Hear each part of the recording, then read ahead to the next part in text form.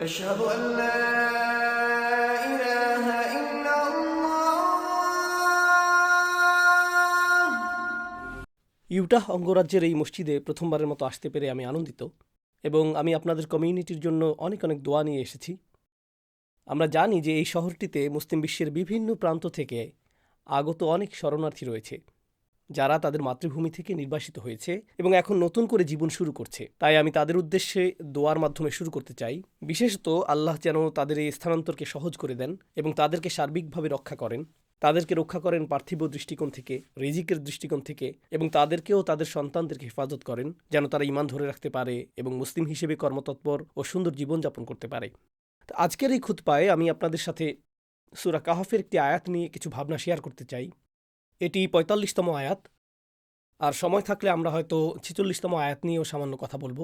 জীবনকে উপলব্ধি করার জন্য আল্লাহ আজ্জাজাল্লাহ আমাদেরকে যেসব দৃষ্টান্ত দিয়েছেন, এই আয়াতটি তার মধ্যে একটি। এখানে উপস্থিত প্রত্যেকে যে যাত্রাকাল অতিবাহিত করছে, আমি যার মধ্যে দিয়ে যাচ্ছি, আপনারা যার মধ্যে দিয়ে যাচ্ছেন, এর প্রত্যেকটি সম্পূর্ণ আলাদা। আপনার অভিজ্ঞতা, জীবনে আপনার যত কষ্ট, যত সমস্যা, যেসব বিষয় আপনাকে উদ্বিগ্ন করে, যা আপনাকে হতাশ করে, যা আপনাকে সবসময় চিন্তিত রাখে, এই জীবনে আপনার যত বোঝা আছে তা কেবল আপনারই, এবং এমনকি আপনার সমস্যাগুলো আপনার সন্তানদের তুলনায়ও আলাদা। আবার আপনাদের মধ্যে যারা বিবাহিত, স্বামীর জীবনের বোঝাগুলো স্ত্রীর জীবনের বোঝা থেকে আলাদা। প্রত্যেককেই আলাদা আলাদা বোঝা এবং আলাদা ধরনের অসহনীয় দুশ্চিন্তা দেওয়া হয়েছে। দিন অতিবাহিত করার সময় যদি নিজেকে প্রশ্ন করেন, অবশ্যই জীবনের প্রয়োজনে আমরা অনেক কিছু করি, যেমন কাজে যাওয়া, জ্যামে আটকে থাকা বা বাজার করা ইত্যাদি ইত্যাদি। আমরা জাগতিক কাজ করে যাচ্ছি, কিন্তু আমাদের মনের ভেতরেও একটা জগৎ রয়েছে, আর সেই জগৎটি ভবিষ্যতের চিন্তায় দিশেহারা, অথবা অতীত নিয়ে চিন্তিত, বা অতীত জীবনের আক্ষেপে আচ্ছন্ন, অথবা এটি সব ধরনের অনিশ্চয়তা নিয়ে উদ্বিগ্ন, এবং সেগুলো সবসময় আমাদের মনের মাঝে ঘুরপাক খাচ্ছে। বাইরে থেকে তা হয়তো দেখা যায় না, কিন্তু ভিতরে বেশ তোলপাড় চলতে থাকে, তাই না? তো আল্লাহ প্রায়ই কোরআনে যা করেন তা হলো তিনি সম্পূর্ণ এই যাত্রাটির বর্ণনা দেন, যার মধ্য দিয়ে আমরা সবাই যাচ্ছি, এবং তিনি আমাদের ভাবার জন্য কোনো উদাহরণ দেন। তিনি আমাদের একটি দৃশ্যপট দেন। তিনি অল্প কিছু শব্দ দিয়ে একটি দৃশ্য অঙ্কন করেন এবং আমাদের প্রত্যেককে সেই দৃশ্যটি নিয়ে চিন্তার আহ্বান জানান। আর যত বেশি আমরা এটা নিয়ে চিন্তা করব, আমরা প্রত্যেকে ব্যক্তিগতভাবে আমাদের জীবনের জন্য উপকারী কিছু না কিছু পাব। তো কোরআনের দৃষ্টান্ত বা উপমাগুলোর মধ্যে অসাধারণ বিষয়টি হলো, কোরআনের এক স্থানে আল্লাহ বলছেন, وكذلك يضرب الله الأمثال للناس এভাবেই আল্লাহ মানুষের কল্যাণের জন্য উপমা প্রদান করেন। অর্থাৎ এরকম উপমা একমাত্র আল্লাহর পক্ষেই দেওয়া সম্ভব। আপনি ভাবতে পারেন এই উপমাটি আমার সাথে মিলবে, কিন্তু আপনার সাথে মিলবে না, কারণ আপনার পরিস্থিতি আমার পরিস্থিতি থেকে ভিন্ন। কিন্তু আল্লাহর বাণীর শক্তি এবং অলৌকিকতা হলো এই যে, যখন কেউ চিন্তা করে, প্রত্যেকেই এমন কিছু খুঁজে পাবে যা নির্দিষ্টভাবে তার পরিস্থিতির সাথে মিলে যাবে, এবং এমনভাবে মিলবে যে সেটা কেবল সেই বুঝতে পারবে। তাই আমি আশা করছি আজ আপনারা সেটাই করবেন, এবং আমিও নিজের জন্য তাই করব, যখন আমরা আল্লাহর এই চমৎকার বাণীগুলো নিয়ে চিন্তা করব, যা হলো অবিশ্বাস্য একটি উপায় এই জীবনকে দেখার, সংক্ষিপ্ত এই মুহূর্তগুলোকে দেখার, যা খুব শীঘ্রই শেষ হয়ে যাবে। আল্লাহ বলছেন, واضرب لهم مثل الحياة الدنيا তাদেরকে পৃথিবীর জীবনের উপমা প্রদান করো। আর হায়াতুদ দুনিয়াকে পার্থিব জীবন হিসেবে সচরাচর অনুবাদ করা হয়, কিন্তু দুনিয়া শব্দটি আসলে আদনা এর মুয়ান্নাস, আফআলুত তাফদিল এর স্ত্রীলিঙ্গ রূপ, আর আরবিতে আদনা হলো সর্বনিম্ন। তাই প্রকৃতপক্ষে আক্ষরিক অর্থে যা বলা হচ্ছে তা হলো সর্বনিম্ন জীবন, এবং এটি বলার মাধ্যমে আল্লাহ বোঝাচ্ছেন যে জীবনের আরও উচ্চ থেকে উচ্চতর পর্যায়ে রয়েছে, আর আমরা আসলে সর্বনিম্ন পর্যায়ে আছি। আমাদের ভবিষ্যতে আরও ভালো এবং উত্তম কিছু আসছে। তাই এখানে একটি আশাবাদ ব্যক্ত করা হয়েছে, জীবন যত কঠিনই হোক না কেন, এর চেয়ে আর খারাপ হবে না, এখন কেবল ভালোই হতে থাকবে। আসলে বিশেষ করে একজন ইমানদারের জন্য এর অর্থ এটাই। কেউ বলতে পারে, তাহলে জাহান্নামের আগুনের কি ব্যাখ্যা, আল্লাহর শাস্তির ব্যাপারে কি ব্যাখ্যা? আসলে আল্লাহ জাহান্নামের আগুনকে জীবন হিসেবে গণ্যই করেন না। তিনি জাহান্নাম সম্পর্কে বলেছেন, লা ইয়ামুতু ফিহা ওয়ালা ইয়াহইয়া, সে সেখানে বাঁচবে না, সে সেখানে মরবেও না, সে সেখানে বাঁচবে না। আসলে এটাকে জীবন হিসেবে গণ্যই করা হয় না। এবং পরবর্তী জীবন, বিচার দিবসের পরবর্তী জীবন এবং জান্নাতের জীবন, আল্লাহ এটাকে বলেছেন, لا هي الحيوان لو كانوا يعلمون সেটাই হলো প্রকৃত জীবন, যদি তারা জানত। তাই এই জীবনটা আসলে পূর্বাভাস, জান্নাতে যা আসছে তার একটা প্রিভিউ মাত্র। আয়াতে ফিরে যাওয়ার আগে এই বিষয়ে ছোট্ট একটা মন্তব্য করি। আল্লাহ কুরআনে জান্নাতের বর্ণনা এমনভাবে দিয়েছেন যেমনটা অন্য কোন ধর্মে পাওয়া যায় না। আর যেহেতু আমি এখানে এসেছি, খ্রিস্টানদের মর্মন সম্প্রদায়ের লাইব্রেরিতে যাওয়ার সুযোগটা আমি গ্রহণ করেছিলাম এবং আমি তাদের কয়েকজন বয়োজ্যেষ্ঠ ব্যক্তির সাথে কথা বলেছিলাম আর তাদের সাথে তাদের বিশ্বাস ও ধারণা সম্পর্কে কৌতূহল জাগ্রতকারী কিছু কথোপকথন হয়েছিল। আমি এটা করার চেষ্টা করি, অন্যদের দৃষ্টিকোণ বুঝতে এবং তারা কিভাবে ধর্মবিশ্বাসকে দেখে সেটা জানতে চেষ্টা করি। লক্ষ্য করলে দেখবেন কোরআনের অনন্য একটি বৈশিষ্ট্য হলো জান্নাত সম্পর্কে যে বিস্তারিত বর্ণনা আল্লাহ দিয়েছেন তা অন্য কোনো ধর্মে পাওয়া যায় না। আপনি বাগানের মতো সাধারণ শব্দ পাবেন, ইডেন নামক উদ্যানের উল্লেখ দেখতে পাবেন, এটুকুই আপনি পাবেন। কোরআনে আল্লাহ যা বলেছেন তা হলো ফলমূল এবং لحم طير مما يشتهون পাখির মাংস। আপনি বিশেষ ধরনের চিকেন বারবিকিউর বর্ণনা পাবেন, এটা কোরআনে রয়েছে। জান্নাতে সব ধরনের পানীয় পরিবেশন করা হবে, সেখানে মনোরম সেবকরা থাকবে যারা পানীয় পরিবেশন করবে, সেখানে বন্ধুরা একসাথে বসে গল্প করবে, জীবন আগে কতটা কঠিন ছিল এবং তারা কতটা প্রতিবন্ধকতা অতিক্রম করেছে এবং পরিস্থিতি কতটা কঠিন ছিল, তারা একটি পুনর্মিলনীতে একত্রিত হয়েছে। ইমানদাররা একটা পুনর্মিলনীতে রয়েছে। বিচিত্র সব বর্ণনা, জান্নাতের অত্যন্ত প্রাণবন্ত ছবির মতো বর্ণনা দেওয়া হয়েছে, কিন্তু সেই বর্ণনার অনেক কিছুই আপনারা এমন পাবেন যা কল্পনা করা সহজ। বন্ধুরা একত্রে আড্ডা দিচ্ছে, মানুষ পানীয় উপভোগ করছে, সেবকরা পানীয় আনছে, সুন্দর গাছপালা, ঝর্ণা, গদি, কার্পেট, এই সমস্ত জিনিস আমরা এই জীবনেই পাই। এবং এর একটি কারণ আছে। যদিও রাসূল সাল্লাল্লাহু আলাইহি ওয়াসাল্লাম আমাদেরকে বলেছেন, ما لا عين رأت ولا أذن سمعت وما خطر على قلب بشر কোনো চোখ তা দেখেনি, কোনো কান তা শুনেনি এবং কোনো অন্তর কখনো কল্পনা করতে পারেনি বেহেশতে কি অপেক্ষা করছে, জান্নাতে কি অপেক্ষা করছে। তবে আপনি যদি কোরআনে বর্ণিত জান্নাতের বর্ণনা পড়েন, মনে হয় যেন এটা কল্পনা করা খুব সহজ। খেজুর গাছ, সুরম্য অট্টালিকা, স্বামী স্ত্রী আর এরকম সব জিনিস, তাই না? তাহলে এমনটা কেন? আসলে এর কারণ হলো এই পৃথিবীকে বানানো হয়েছে পরকালের একটা প্রিভিউ হিসেবে। এটি আমাদেরকে জান্নাতের একটা আভাস প্রদান করে। মুসলিমরা এই জীবনকে অন্য ধর্মের তুলনায় ভিন্নভাবে দেখে। অন্যান্য অনেক ধর্মে এই জীবনটা আসলে একটা অভিশাপ, আমাদেরকে এখানে পাঠানো হয়েছে শাস্তি হিসেবে। কিন্তু কোরআনের বর্ণনা অনুযায়ী আমাদেরকে এখানে শাস্তি হিসেবে পাঠানো হয়নি। خلق لكم ما في الأرض جميعا جعلنا لكم فيها معايش قليلا ما تشكرون এই পৃথিবীতে তিনি তোমাদের জন্য এমন জিনিস রেখেছেন যা দ্বারা তোমরা উত্তম জীবন সামগ্রী উপভোগ করতে পারো। তোমরা কত কম কৃতজ্ঞতা প্রকাশ করো। আপনি কাউকে কারাগারে রেখে বলেন না কৃতজ্ঞ হও। আপনি কাউকে চমৎকার স্থানে রাখেন এবং তাকে এই পৃথিবীর সৌন্দর্য অবলোকন করান, আর সেটাই তাকে কৃতজ্ঞ হতে উৎসাহিত করে। এটাই আল্লাহ সূরা রহমানে বলেছেন। তিনি বলেছেন, والحب ذو العصف والريحان فبأي آلاء ربكما تكذبان যেমন চমৎকার এই সকল জিনিসের দিকে তাকাও যা আমি তোমাদের জন্য বানিয়েছি। বাতাসে ভেসে আসা ফসলের সেই মিষ্টি গন্ধের দিকে লক্ষ্য করো, যে শস্য জন্মে, যে ফসল ফলে, সেদিকে দৃষ্টি দাও। তোমরা আর কত অস্বীকার করবে? তোমাদের কৃতজ্ঞ হওয়া উচিত। আল্লাহ প্রকৃতপক্ষে এই পৃথিবীকে সুন্দর করে বানিয়েছেন। আপনারা যারা এখানে বাস করেন তারা খুবই ভাগ্যবান। আপনারা ইউটাহ অঙ্গরাজ্যে বসবাস করছেন, যা সুন্দর সব পাহাড় দ্বারা পরিবেষ্টিত। জ্যামে আটকে থাকলেও আপনারা আল্লাহর সৌন্দর্য অবলোকন করতে পারেন। অন্তত আপনাদের দেখার মতো কিছু আছে। আমি ডালাসে বসবাস করি, সেখানে দেখার মতো কিছুই নেই। তো একটি নিরবিচ্ছিন্ন সৌন্দর্য আমাদেরকে ঘিরে রেখেছে। উস্তাদ নোমান আলী খানের কুরআনের যে গভীর বিশ্লেষণগুলো আপনার আত্মাকে স্পর্শ করে, সেগুলো যদি এখন আপনার সংগ্রহে থাকতো তবে কেমন হতো? NAK বাংলা টিম উস্তাদের সেই জগৎ কাঁপানো বিশ্লেষণগুলো বাংলায় বই আকারে নিয়ে এসেছে আপনার জন্য। প্রশান্তির খোঁজে, আমি ও আমার রব, কিংবা উপমার শৈল্পিকতায় মুগ্ধময় কোরআন, আমাদের প্রতিটি বই এখন পাঠকপ্রিয়। আলহামদুলিল্লাহ। আপনার কপিটি সংগ্রহ করতে ও প্রকাশিতব্য বইগুলোর আপডেট পেতে ভিডিওর ডেসক্রিপশন চেক করুন অথবা যোগাযোগ করুন বুকিশ পাবলিশারে।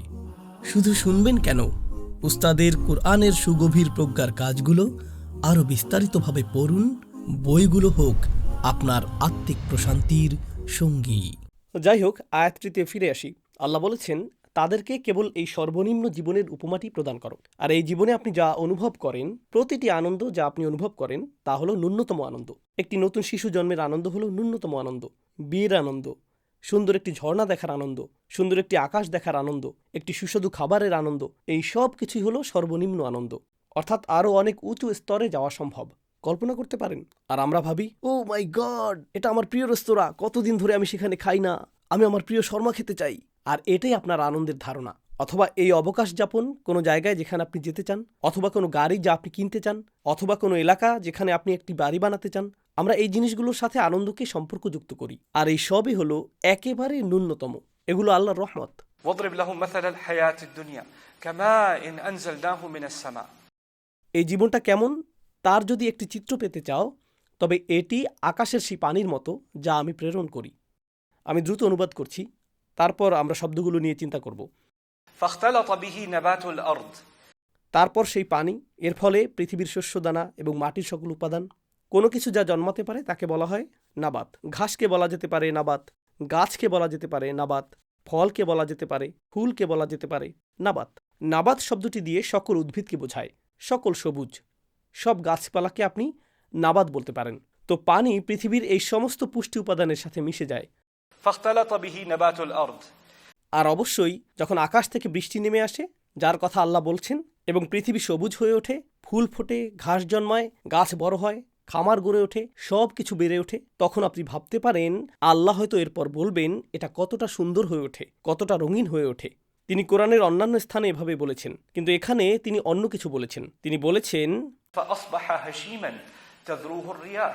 তারপর সেই একই ফসল যা বেড়ে ওঠে। তিনি এমনকি ফসলের কথা সরাসরি উল্লেখ করেননি, তিনি বলেছেন এটা মাটির সাথে মিশে যায় আর অবশেষে হাসিমে পরিণত হয়। আর আরবিতে হাসিম হলো المحطم. এটা এমন কিছু যা শুকিয়ে গেছে, যাতে কোনো আর্দ্রতা নেই এবং সহজেই ভেঙে যায় আর পায়ে পিষ্ট হয়। মূলত তিনি যা বর্ণনা করেছেন তা হলো শুকনো পাতা, শুকনো পাতা আর ডালপালা যা গাছ থেকে ঝরে পড়ে, অথবা মৃত ঘাস যার উপর পাড়া দিলে মচমচে শব্দ হয় এবং এটা একদমই মূল্যহীন, আর বাতাস এটাকে উড়িয়ে নিয়ে যায় এবং ধুলো আর পুষ্পরেণুর মতো সমস্যা মানুষের মাঝে অ্যালার্জি তৈরি করে।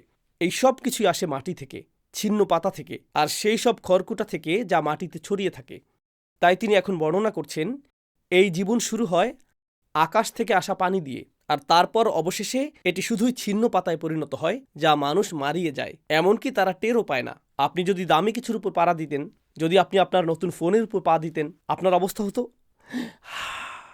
কর্মরের শব্দটা কানে আসা মাত্রই আপনি কিন্তু দেহের সম্পূর্ণ ভর এর উপর দিতেন না। কিন্তু পাতার উপর পা দেওয়ার সময় আপনি দুবার ভাবেন না, নুড়ি পাথরের উপর পা দেওয়ার সময়ও আপনি দুবার ভাবেন না। এটা মূল্যহীন, তাই না? এগুলো চারদিকে উঠছে, যদি চারদিকে টাকা উঠতো আপনার তো হার্ট অ্যাটাক হয়ে যেত। কিন্তু যদি পাতা ওড়ে আপনি এটা নিয়ে দুবার ভাববেন না। এসব জিনিস একদমই মূল্যহীন। এই কারণেই কোরআনে যেসব জিনিস বাতাসে ওড়ে সেগুলোকে মূল্যহীন ধরা হয়, যেমন হাবা।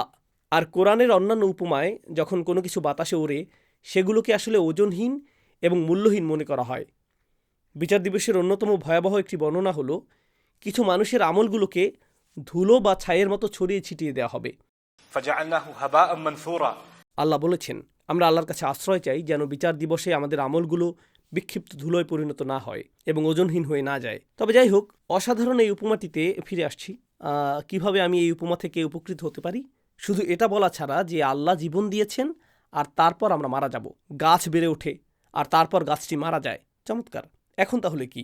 কিন্তু যদি আপনি একটু গভীরভাবে দেখেন এবং বিশেষ করে এই আয়াতের শেষ অংশটি নিয়ে চিন্তা করেন, وكان الله على كل شيء مقتدرا. আল্লাহ সব কিছুর উপর পূর্ণ নিয়ন্ত্রণের অধিকারী। আর আল্লাহর নিয়ন্ত্রণে বোঝাতে কোরআনে আপনি তিনটি ভিন্ন শব্দ খুঁজে পাবেন।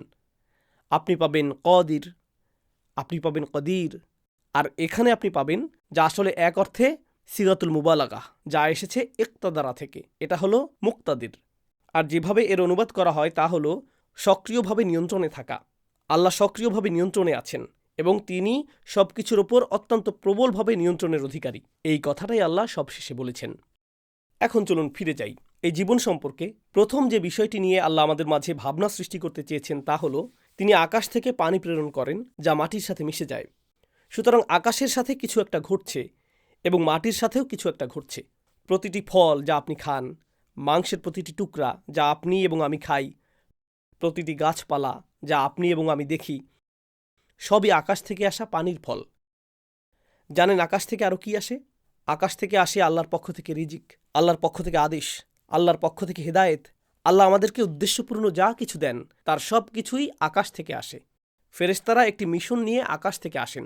যেসব ফেরেশতারা পৃথিবীতে আছেন তারা আকাশে গিয়ে সেখানে রিপোর্ট করেন এবং তারা আকাশ থেকে ফিরে আসেন। লাইলাতুল কদরে ফেরেশতারা অবতরণ করেন। তানাজ্জালুল মালাইকাতু ওয়ার রূহু ফিহা, তাই না? যখন আল্লাহ আকাশ থেকে কিছু পাঠান এর একটা উদ্দেশ্য থাকে, এটা একটা মিশন নিয়ে আসে। আর তাই এটা একজন ইমানদারের জন্য যা করে তা হলো গাছের প্রতিটি পাতাই আল্লাহর আদেশের বহিঃপ্রকাশ। প্রতিটি ফল, প্রতিটি কমলার ভেতরে থাকা পানি আকাশ থেকে এসেছে, আল্লাহর আদেশে এসেছে। আর আকাশ থেকে যখনই কিছু আসে তার একটা উদ্দেশ্য থাকতেই হবে। এভাবে সব কিছুই উদ্দেশ্যপূর্ণ হয়ে ওঠে। আর আমি যা কিছু দেখি তার সব কিছুই আকাশ থেকে নাজিলকৃত আল্লাহর আদেশের সাথে সম্পর্কিত। সব কিছুই। এটা সমস্ত জীবনের প্রতি আমার দৃষ্টিভঙ্গি পরিবর্তন করে দেয়। আমি কোনো পাখিকে আর আগের মতো দেখি না। আমি কোনো খাবারকেই আর আগের মতো দেখি না। আমি কোনো গাছকেও আর আগের মতো দেখি না। এগুলো সবই এক একটা ফলাফল। এগুলোর মাঝে মিশে আছে সেই পানি যা আকাশ থেকে এসেছিল। আর আকাশ থেকে যে পানি আসে তা আসলে আল্লাহর আদেশ। আর এটা লক্ষণীয় যে কোরআন আকাশ থেকে আসা পানিকে আকাশ থেকে আসা ওহীর সাথে তুলনা করেছে। আপনি এটা জানেন? উদাহরণস্বরূপ সূরা হাদীদে আল্লাহ এমন লোকদের কথা বলেছেন যারা ওহীর সাথে সম্পর্ক হারিয়ে ফেলেছিল এবং তাদের অন্তর কঠিন হয়ে গিয়েছিল। আর ঠিক পরের আয়াতে তিনি বলছেন, اعلموا أن الله يحيي الأرض بعد موتها জেনে রেখো আল্লাহ ভূমিকে তার মৃত্যুর পর জীবিত করেন। আপনার অন্তর আল্লাহর বাণীর ছোঁয়ায় পুনরায় জীবিত হতে পারে, ঠিক যেমন বৃষ্টি ঘাসকে পুনরায় জীবিত করে। এটাই এখানে বলা হয়েছে। এখন আপনার এবং আমার সাথে এর সম্পর্ক কি? আসুন এই প্রসঙ্গে ফিরে যাই। আপনাদের সবার আলাদা আলাদা সংকট রয়েছে। আপনাদের প্রত্যেকের জীবনে আলাদা আলাদা নাটক চলছে। আর আমি যখন নাটকের কথা বললাম, আপনাদের কেউ কেউ পাশের জনের দিকে এমনভাবে তাকালেন যেন এই তো সেই নাটক। আমি মাত্রই এর সাথে গাড়িতে করে জুমার নামাজে এলাম। কিন্তু সিরিয়াসলি বলতে গেলে আমরা যেই সংগ্রামের মধ্য দিয়েই যাই না কেন, এই জীবনে আমরা যেই অভিজ্ঞতার মধ্য দিয়েই যাই না কেন, আমাদের প্রথমে বুঝতে হবে যে এর কিছুই ঘটত না যদি আল্লাহর হুকুম না থাকত। এবং নিশ্চয়ই কোনো উদ্দেশ্য ছিল, নিশ্চয়ই কোনো কারণ ছিল যার জন্য এটা ঘটেছিল। আর আমরা যা কিছুর মধ্য দিয়ে যাচ্ছি, ইমাম কুরতুবী এ ব্যাপারে চমৎকার একটা মন্তব্য করেছেন। কেন আল্লাহ পানির উপর এত বেশি মনোযোগ দিতে উৎসাহিত করলেন? কারণ পানি এক জায়গায় স্থির থাকে না। পানি অন্যান্য জিনিসের সাথে মিশে যায়। পানি ক্রমাগত প্রবাহিত হয় এবং পরিবর্তিত হয়। আর আপনি যদি পানিকে একই জায়গায় আটকে রাখতে চান, তা নষ্ট হয়ে যায়। তাই আল্লাহ এই জীবনটাকে এমনভাবে সাজিয়েছেন যেন তা ক্রমাগত পরিবর্তনের মধ্য দিয়ে যায়। আপনাদের মধ্যে যারা নিজেদের ঘরবাড়ি থেকে উৎখাত হয়েছেন এবং আপনারা বিভিন্ন স্থানে আছেন, আর আপনারা বলেন, আমি আমার গ্রাম মিস করি, আমি আমার বাড়ি মিস করি, কেন আমি ফিরে যেতে পারছি না, কেন আমি এটা করতে পারছি না, কেন আমি সেই পুরনো চাকরিটা ফেরত পাচ্ছি না, কেন আমাদের এই এলাকায় চলে আসতে হলো, কেন আমাকে এটা করতে হলো, শুধুই কেন কেন আর কেন। আমি পরিবর্তন ঘৃণা করি, আমি পরিবর্তন ঘৃণা করি। আল্লাহ বলছেন এই জীবনটাকে পরিবর্তন দ্বারা পূর্ণ করা হয়েছে। আপনি কোনো কিছুই অপরিবর্তনীয় রাখতে পারবেন না। কোনো কিছু যার মাঝে আল্লাহর আদেশ এসেছে, যেমন ফলের ভেতরে থাকা পানি, আপনি যদি সেই ফলটির দিকে তাকান, ধীরে ধীরে এর কি হচ্ছে, এটা তার পানি হারাচ্ছে এবং এটা শুকিয়ে যাচ্ছে, আর অবশেষে এটা মারা যাবে, তাই না? নিঃশেষ হয়ে যাবে। তাই এই জীবনে আমরা যে অভিজ্ঞতাগুলোর সম্মুখীন হই, এই জীবনে আমাদের ভালো যা কিছু আছে তা ক্ষণস্থায়ী, আর এই জীবনে আমাদের খারাপ যা কিছু আছে তাও ক্ষণস্থায়ী। কঠিন বিষয়গুলো সাময়িক, আর এইসব কিছুই আল্লাহর হুকুম। তাহলে যদি এইসবই ক্ষণস্থায়ী হয়, তবে কোনটা স্থায়ী? যদি সব কিছুই নিঃশেষ হয়ে যায়, ভালো শেষ হয়ে যাবে, খারাপও শেষ হয়ে যাবে। আজ যেটাকে আপনি বিশাল সমস্যা ভাবছেন, কাল আপনি পেছনে ফিরে তাকাবেন আর ভাববেন, হায় আল্লাহ, আমি ওটাকে বিশাল সমস্যা ভাবতাম, এখন এটা একটা বিশাল সমস্যা। আর আগের সমস্যাই তো ভালো ছিল, কারণ ওটা এখন গত হয়েছে আর আপনার সামনে নতুন কিছু এসে হাজির হয়েছে। কিন্তু মানুষ ভুলে যায় যে এর সব কিছুর শুরুটা হলো পানি। আল্লাহ প্রথম অংশে কিসের উল্লেখ করেছেন? পানির উল্লেখ করেছেন। আর শেষের অংশে তিনি কিসের উল্লেখ করেছেন? পুরোপুরি শুকিয়ে যাওয়া, তাই না? পানির অভাব। তো বুঝতে পারছেন এর মাঝখানে কিছু একটা আছে। মাঝখানে আছে সজীবতা, আছে জীবনের ভালো জিনিসগুলো, এতে রয়েছে জীবনের চড়াই উতরাই, এতে রয়েছে জীবনের পরিবর্তনগুলো। কিন্তু জানেন, সেসব সামলানো সহজ হয়ে যায় যখন আপনি ভাবেন আর উপলব্ধি করেন আপনি আর আমিও ছিলাম শুধুই এক ফোঁটা পানি। আমরা শুধু এটুকুই ছিলাম, আর অবশেষে আমরা মাটির নিচে গুরুত্বহীন হয়ে যাব। এটাই শুরু এবং শেষ। আর বাকি যা কিছু আমরা অনুভব করছি তা শুধুই মাঝখানের বিষয়। এটা শুধুই মাঝখানের একটা পর্ব, অথবা মাঝখানের অনেকগুলো পর্বের সমষ্টি। সেগুলো একসময় কেটে যাবে, সেগুলো চলে যাবে। এই অভিজ্ঞতাগুলো আসবে এবং যাবে, কোনো কিছু স্থায়ী নয়। আমাদের কারো কারো ক্ষেত্রে কি ঘটে? এখানে বসে থাকা কারোর সাথে খারাপ কিছু ঘটে গেল, আর প্রতিদিন সে এটা নিয়ে ভাবছে, প্রতিদিন সে তার মাথায় এটা নিয়ে পর্যালোচনা করছে, আর সে প্রতিদিন এটা নিয়ে দুঃখ পাচ্ছে, সে প্রতিদিন এটা নিয়ে কথা বলছে, এবং সে অন্যদেরকে প্রতিদিন এটা মনে করিয়ে দিচ্ছে। সে এতেই আটকে আছে, বারবার বারবার বারবার। এটা অস্থিরতা। আল্লাহ জীবনটাকে এভাবে দেখতে চান না। আপনি কঠিন অভিজ্ঞতার শিকার হয়েছেন, হ্যাঁ, কেউ তা অস্বীকার করছে না। কিন্তু সময় এসেছে আজকের দিনটাকে গ্রহণ করার এবং গতকালের মধ্যে বাস না করার। আপনাকে এগিয়ে যেতে হবে, নতুবা আপনি নিজেকে অপচয় করছেন। কারণ যদি আপনি এটাকে একই রকম রেখে সংরক্ষণ করতে চান, কোনো কিছুই সংরক্ষিত থাকবে না। আপনি যতই চান ফুলটি চিরকাল বেঁচে থাকুক, ফুলটি শুকিয়ে যাবেই। কিন্তু গাছে মরে যাওয়া ওই ফুলগুলোর ক্ষেত্রে অবিশ্বাস্য বিষয়টা কি জানেন? যখনই একটা শুকিয়ে যায়, পরের মৌসুমে আরেকটি ফুলের জন্ম হয়। আর এই প্রকৃতি দিয়েই আল্লাহ সকল জিনিসকে সৃষ্টি করেছেন। কোনো সমস্যা দেখা দিলে বা আপনার কাছ থেকে কিছু কেড়ে নেওয়া হলে আল্লাহ সেটা অন্য কিছু দিয়ে প্রতিস্থাপন করেন। যখন একটি ভালো জিনিস দুর্বল হতে শুরু করে, অন্য একটি ভালো জিনিস অন্য কোনো রূপে অন্য স্থান থেকে চলে আসে। আর এই প্রকৃতি দিয়েই আল্লাহ জীবন সৃষ্টি করেছেন। فاختلط به نبات الأرض فأصبح هشيما تذروه الرياح। এই ইখতালাত নাবাতুল আরদ এর অন্য একটি মাত্রাও রয়েছে। দৃশ্যপটটি হল পাতাগুলো একে অপরের সাথে জড়িয়ে আছে, ঘাসের ডগাগুলো জড়িয়ে আছে, যেমন আমাদের জীবন জড়িয়ে যায়, তাই না?